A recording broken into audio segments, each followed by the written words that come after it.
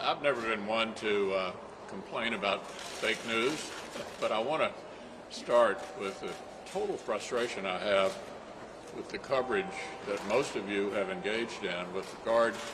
to the issue of expanding the Supreme Court. The two most important liberals in the judicial system in recent decades, Ruth Bader Ginsburg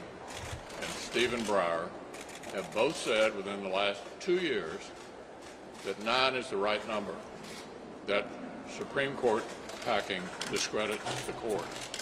And yet I read story after story after story on this issue that do not mention that Ruth Bader Ginsburg and Stephen Breyer, the two most important liberals of modern times, are opposed to court packing. So why don't you include in these objective analysis of this issue that fact? Secondly, on infrastructure,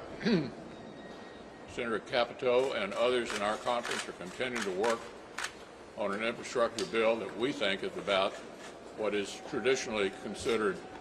infrastructure: roads, bridges, ports, broadband, and in the hope that we can convince the majority in the House and Senate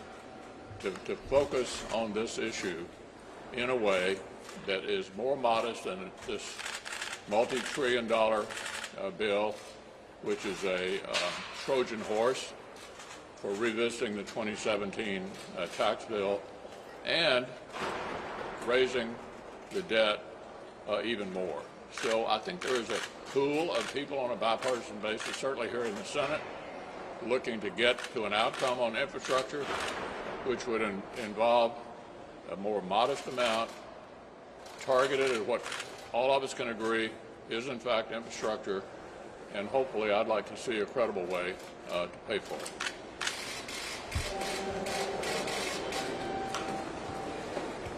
Well, it only took a week from the time that President Biden announced his bipartisan commission to look at packing the court or reforming the court that colleagues up here on Capitol Hill have introduced a bill to pack the court.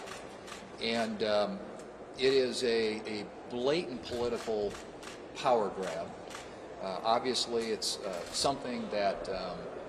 when people look at the Supreme Court, they see it as a revered institution. It's not a political plaything.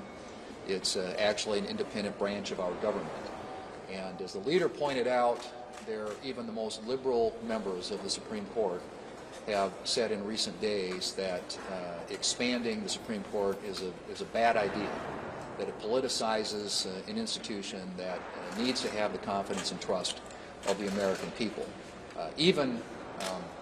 President Biden, when he was a member of the United States Senate,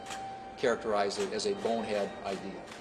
So it's important, I think, for all of us to understand what's at stake here, and I don't think it's lost on the American people that this is a blatant attempt by the Democrats here in Congress to try and destroy the integrity of an institution and designed to simply to acquire power here in Washington.